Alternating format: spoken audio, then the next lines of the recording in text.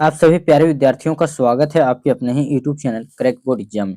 तो प्यारे विद्यार्थियों, आज की इस क्लास में हम सभी चेक बोर्ड क्लास 11th विषय रहने वाला है जियोग्राफी भूगोल का सेट 1 के कंप्लीट एमसीक्यू प्रश्नों को देखेंगे, जो कि चेक बोर्ड के द्वारा जारी किया गया है मॉडल पेपर सत्र जो 2025-26 के लिए। दोस्तों, झारखंड शैक्षिक अनुसंधान प्रशिक्षण परिषद रांची वार्षिक परीक्षा 2026 में आप सभी का एग्जाम लिया जाएगा। कब? तो फरवरी माह में। ठीक है दोस्तों, फरवरी माह में 25, 26 और 27 इन 3 दिनों में आप सभी का जो सो परीक्षा ले लिया जाएगा क्लास 11th का। परीक्षा में आप सभी को 40 एमसीक्यू प्रश्न देखने को मिलेंगे, सभी सब्जेक्ट का 40-40 एमसीक्यू प्रश्न करके। और समय आप सभी का प्रत्येक विषय का जो सो 1 घंटे का समय दिया जाएगा। आइए देखते हैं जनरल इंस्ट्रक्शन जो सो सामान्य निर्देश क्या दिया गया है। दोस्तों, इस सामान्य निर्देश में इस प्रश्न पत्र में कुल 40 प्रश्न है। ठीक है, देयर आर टोटल जो सो 40 question in this question paper में। सभी प्रश्न अनिवार्य हैं। प्रत्येक प्रश्न के लिए 1 अंक निर्धारित है। एक प्रश्न का जो सो 1 अंक निर्धारित है। प्रत्येक प्रश्न के 4 विकल्प दिए गए हैं और एक प्रश्न के आप सभी को जो सो 4 ऑप्शन दिए जाएंगे, ए, बी, सी और डी करके। ठीक है दोस्तों, उनमें से जो भी सही आंसर होगा उनमें जो सो टिक करना है। वो एमआर शीट आप सभी को मिलेगा, उसमें जो सो गोल घेरा यानी रंगना है। इस प्रकार से पूरा सही विकल्प का जो सो चयन करना है। गलत उत्तर के लिए कोई ऋणात्मक अंक नहीं है। अगर आप सभी गलत उत्तर को टिक करते हैं, गलत उत्तर को जो सो एमआर शीट में गोल घेरा करते हैं, तो उसके लिए जो सो आपका कोई भी जो सो अतिरिक्त अंक नहीं काटा जाएगा। अब आपका यहाँ से प्रश्न स्टार्ट होता है दोस्तों। क्वेश्चन नंबर 1 में पूछा गया अधिवास भूगोल एवं जनसंख्या भूगोल। अधिवास भूगोल एवं जनसंख्या भूगोल का संबंध जो सो किससे है?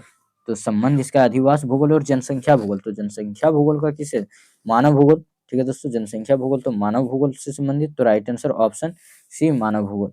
अगले प्रश्न की ओर बढ़ते हैं। देखिए क्वेश्चन नंबर 2 में पूछा गया प्रारंभिक वायुमंडल में किन तत्वों की अधिकता है? तो प्रारंभिक वायुमंडल में जो सो किनकी अधिकता थी?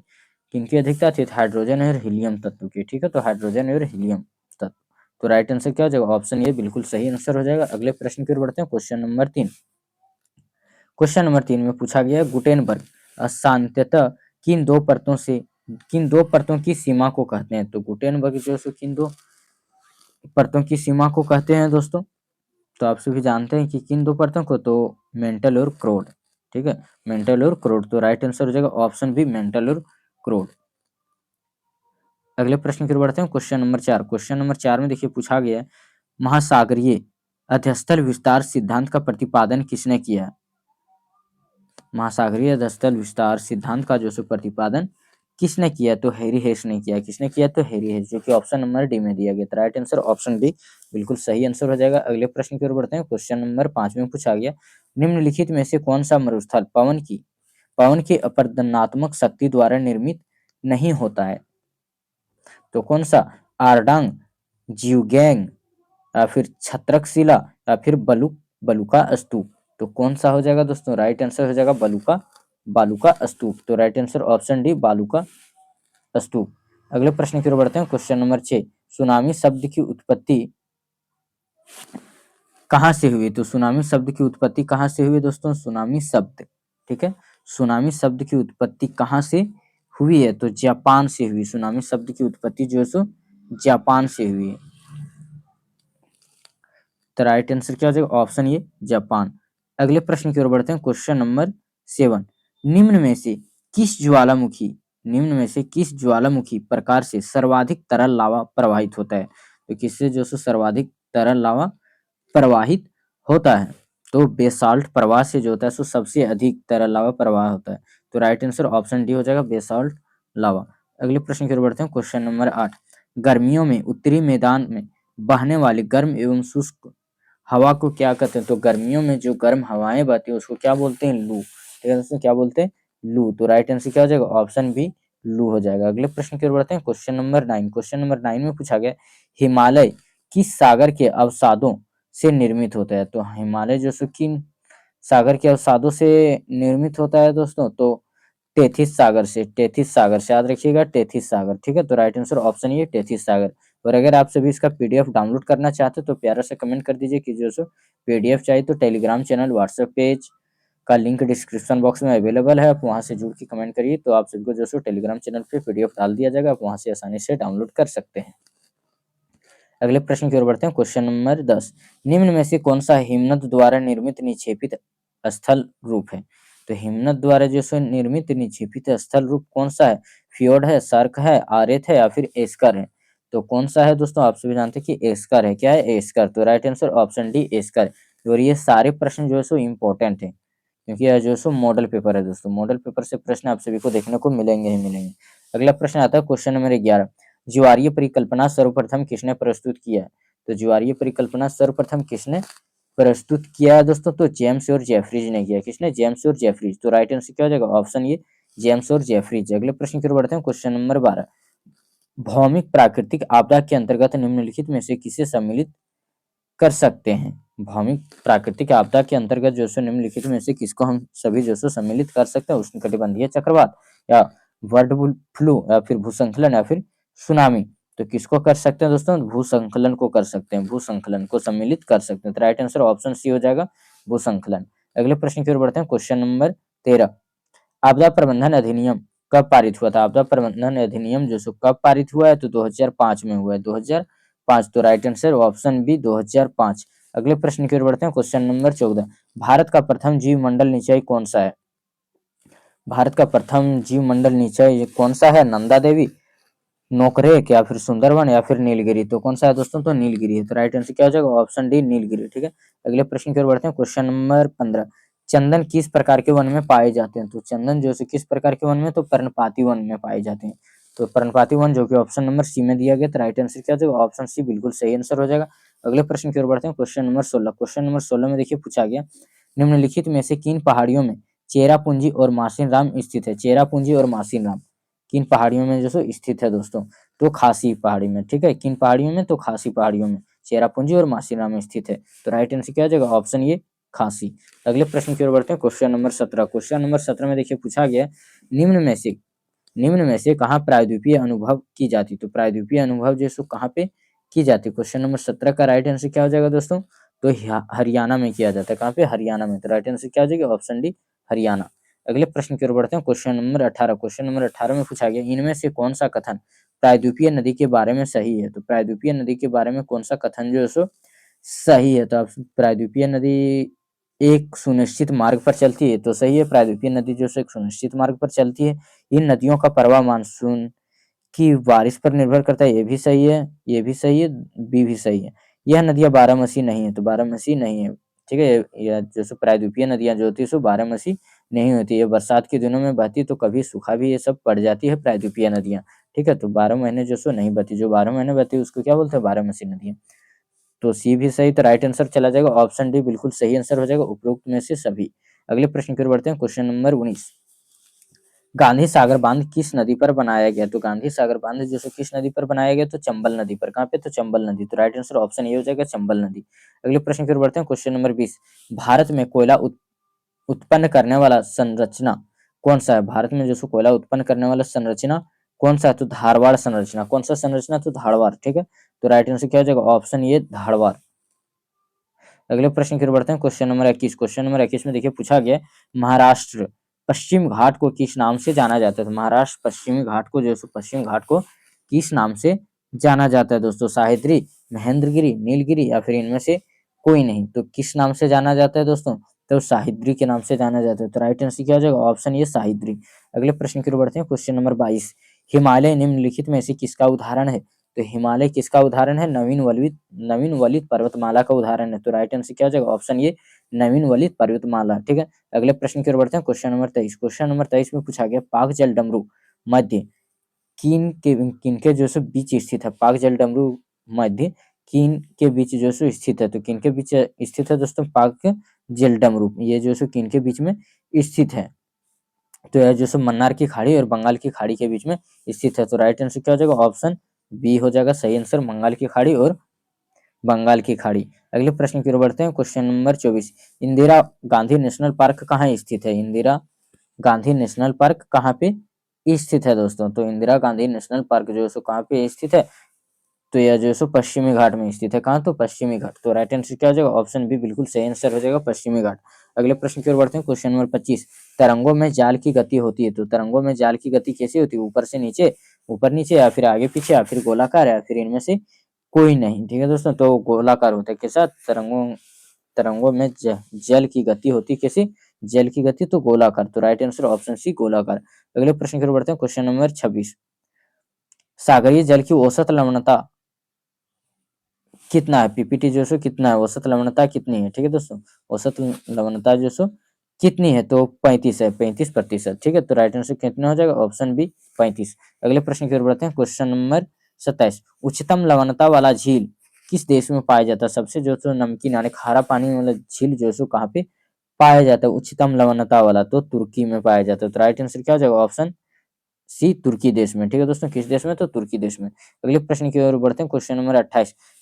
क्योटो प्रोटोकॉल की उद्घोषणा कब की गई थी? तो क्योटो प्रोटोकॉल की उद्घोषणा जो सो 1997 में की गई थी। तो राइट आंसर ऑप्शन ये 1997। अगले प्रश्न की ओर बढ़ते हैं, क्वेश्चन नंबर 29। क्वेश्चन नंबर 29 में पूछा गया, निम्न में से कहाँ सबसे लंबा नदी सॉरी सबसे लंबा दिन और रात होता है? सबसे लंबा दिन और रात कहाँ पे होता है दोस्तों? तो यह ध्रुव पर होता है। सबसे लंबा रात और दिन जो होता है सो ध्रुव पर होता है। तो राइट आंसर ऑप्शन डी हो जाएगा, ध्रुव। अगले प्रश्न की ओर बढ़ते हैं, क्वेश्चन नंबर 30। क्वेश्चन नंबर 30 में पूछा गया, संतृप्त वायु किस दिशा में संतृप्त नहीं रहेगी? संतृप्त वायु जो है किस दिशा में संतृप्त नहीं रहेगी? तो दाब के घटने बढ़ने पर, दाब के घटने पर, या तापमान के बढ़ने पर, या फिर तापमान के स्थिर रहने पर? तो क्या हो जाएगा? 30 का राइट आंसर हो जाएगा दोस्तों, तापमान के जो सो बढ़ने पर जो है सो संतृप्त नहीं रहेगी, स्थिर जो सो नहीं रहेगा। ठीक है, तापमान के बढ़ने पर। ठीक है, अगले प्रश्न की ओर बढ़ते हैं, क्वेश्चन नंबर 31। क्वेश्चन नंबर 31 में देखिए पूछा गया, पच्चाफ बादल की ऊंचाई औसतन कितनी है? पच्चाफ बादल की ऊंचाई जो सो औसतन कितनी है? तो कितनी है दोस्तों? तो आप सभी जानते हैं कि 8000 से 12000 मीटर है। 8000 से 12000 मीटर है। और पृथ्वी से पूछा जाए बादल की ऊंचाई तो लगभग 6000 मीटर। ठीक है दोस्तों, लगभग 6000 मीटर। तो 8000 से 12000 मीटर जो सो राइट आंसर हो जाएगा, 8000 से 12000 मीटर। अगले प्रश्न की ओर बढ़ते हैं, क्वेश्चन नंबर 32। समदाब समदाब रेखाएं यदि दूर दूर हो तो वैसे क्षेत्र में दाब प्रवणता कैसी होती है? तो दाब उस क्षेत्र में जो सो कैसा होता है? ज्यादा होता है, कम होता है, शून्य होता है, या फिर इनमें से कोई नहीं होता है? तो 32 का राइट आंसर क्या हो जाएगा दोस्तों? कम होता है। क्या होता है? कम। सम दाब रेखीय क्षेत्र में क्या होता है? दूर दूर तक दोस्तों वैसे दाब जो होता है सो कम होता है। तो राइट आंसर ऑप्शन बी हो जाएगा, कम। अगले प्रश्न की ओर बढ़ते हैं, क्वेश्चन नंबर 33। सामान्यतः ऊंचाई के साथ तापमान घट जाता है। ऊंचाई के साथ क्या होता है? तापमान घट जाता है। इसे क्या कहा जाता है? हम जितनी भी ऊंचाई तक जाएंगे, जितनी ऊंचाई तक आगे बढ़ते जाएंगे, उतनी ऊंचाई तक क्या होगा? तापमान जो होता है सो घट जाता है, तापमान घटता हुआ जाता है। तो इसे क्या कहा जाता है? तो इसे क्या कहा जाता है दोस्तों? जो सो ह्रास दर यानी कमी हो रहा है। क्या हो रहा है? तो कमी। तो सामान्य ह्रास दर कहलाएगा। तो राइट आंसर ऑप्शन बी सामान्य ह्रास दर। अगले प्रश्न की ओर बढ़ते हैं, क्वेश्चन नंबर 34। किस तिथि को सूर्य मकर रेखा पर लंबवत होता है? किस तिथि को जो सो सूर्य मकर रेखा को जो सो लंबवत होता है? ठीक है, सूर्य जो सो मकर रेखा पर लंबवत होता है। तो कब होता है? 22 दिसंबर को। कब? 22 दिसंबर को। तो राइट आंसर क्या हो जाएगा? ऑप्शन बी 22 दिसंबर को। ठीक है दोस्तों, 22 दिसंबर को लंबवत होता है। सीधे जो सो सीधा चमकता है ठीक है, सीधे चमकता है, लंबवत होता है। ठीक है, अगले प्रश्न की ओर बढ़ते हैं, क्वेश्चन नंबर 35। पवन चलने का निम्न में से क्या कारण है? पवन चलने का निम्न में से क्या कारण है? वर्षा है, आर्द्रता है, संघनन है, या फिर वायुदाब में भिन्नता है? तो क्या है दोस्तों? वायुदाब में भिन्नता। वायुदाब में भिन्नता के कारण जो सो पवन चलने का निम्न का जो सो महत्वपूर्ण कारक है वायुदाब में भिन्नता। अगले प्रश्न की ओर बढ़ते हैं, क्वेश्चन नंबर 36। भूमिगत जल द्वारा चूना पत्थर प्रदेश में निर्मित निक्षेपात्मक स्थल रूप कौन सा है? तो कौन सा है दोस्तों? घोलरंध्र है, डोलाइन है, या फिर यूला है, या फिर स्टेलिकाटाइट है? तो कौन सा हो जाएगा? 36 का राइट आंसर क्या हो जाएगा दोस्तों? स्टेलिकाटाइट। तो राइट आंसर ऑप्शन डी स्टेलिकाटाइट। ठीक है, अगले प्रश्न की ओर बढ़ते हैं, क्वेश्चन नंबर 37। क्वेश्चन नंबर 37 में देखिए कितना प्यारा सा प्रश्न है। मलवा अवधाव को किस श्रेणी में सम्मिलित किया जाता है? तो मलवा अवधाव को जो सो किस श्रेणी में सम्मिलित किया जाता है दोस्तों? तो तीव्र प्रवाही। ठीक है, तीव्र प्रवाही और वृहद संचलन में। वृहद संचलन किस श्रेणी में सम्मिलित किया जा सकता है, किया जाता है? ठीक है, किया जा सकता है कौन सा? तो तीव्र प्रवाही और वृहद संचलन। तो राइट आंसर क्या हो जाएगा? ऑप्शन सी बिल्कुल सही आंसर हो जाएगा। ठीक है दोस्तों, जिसमें क्या होता है? मिट्टी, चट्टाने और मलबा तेजी से ढलान के नीचे की ओर प्रवाहित होता है। ठीक है, नीचे की ओर जो सो ढलान होती है उसमें जो सो प्रवाहित होता है। तो तीव्र प्रवाही और वृहद संचलन, राइट आंसर ऑप्शन सी। अगले प्रश्न की ओर बढ़ते हैं, क्वेश्चन नंबर 38। क्वेश्चन नंबर 38 में पूछा गया, भौतिक अक्षय के लिए सबसे महत्वपूर्ण तत्व क्या है? तो भौतिक अपक्षय के लिए सबसे महत्वपूर्ण तत्व क्या है दोस्तों? तो सबसे महत्वपूर्ण तत्व क्या है? तो तापमान है। सबसे महत्वपूर्ण तत्व क्या है? तापमान है। तो राइट आंसर क्या हो जाएगा? ऑप्शन ए तापमान। राइट आंसर ऑप्शन ए तापमान। ठीक है, अगले प्रश्न की ओर बढ़ते हैं। Question number 39। क्वेश्चन नंबर 39 में पूछा गया है, पृथ्वी का सबसे बड़ा मुख्य प्लेट निम्न में से कौन है? तो पृथ्वी का सबसे बड़ा मुख्य प्लेट निम्न में से पूछा गया है। ठीक है दोस्तों, यहाँ पे जो ऑप्शन दिया गया इन्हीं में से जो है सो सबसे बड़ा प्लेट कौन सा है? तो यहाँ पे सबसे बड़ा प्लेट तो वैसे देखें तो प्रशांत प्लेट होता है। उसके बाद क्या आता है? उसके बाद जो है सो तो सबसे बड़ा प्रशांत प्लेट हो गया। उसके बाद आता है आपका उत्तरी अमेरिकन प्लेट। उत्तरी अमेरिकन प्लेट फिर होता है यूरेशियन प्लेट। ठीक है, तो इस ऑप्शन के अनुसार हो जाएगा ऑप्शन सी बिल्कुल सही आंसर हो जाएगा, उत्तरी अमेरिकन प्लेट। तो राइट आंसर ऑप्शन सी उत्तरी अमेरिकन प्लेट।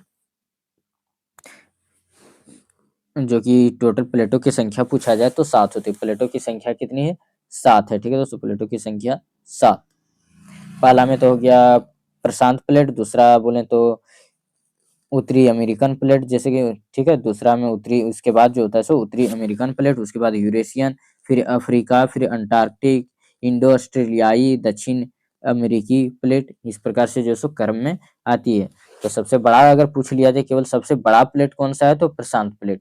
ठीक है, अगर ऑप्शन में रहेगा तो यहाँ पे जो सो ऑप्शन क्या है? सबसे उत्तरी अमेरिकन प्लेट जो कि सेकंड स्थान पे आता है। तीसरा स्थान में यूरेशियन प्लेट, जो कि यहाँ प्रशांत प्लेट नहीं दिया, तो दूसरा नंबर में क्या है? उत्तरी अमेरिकन प्लेट। तो राइट आंसर ऑप्शन सी हो जाएगा।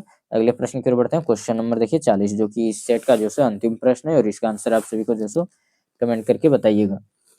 भूकंप अभिकेंद्र की 105 डिग्री से 145 डिग्री तक में किस भूकंपीय तरंग का छाया क्षेत्र विस्तृत होता है? किस भूकंपीय क्षेत्र का छाया क्षेत्र जो होता है सो विस्तृत होता है? पी तरंग, एस तरंग, पी और एस तरंग, या फिर इनमें से कोई नहीं?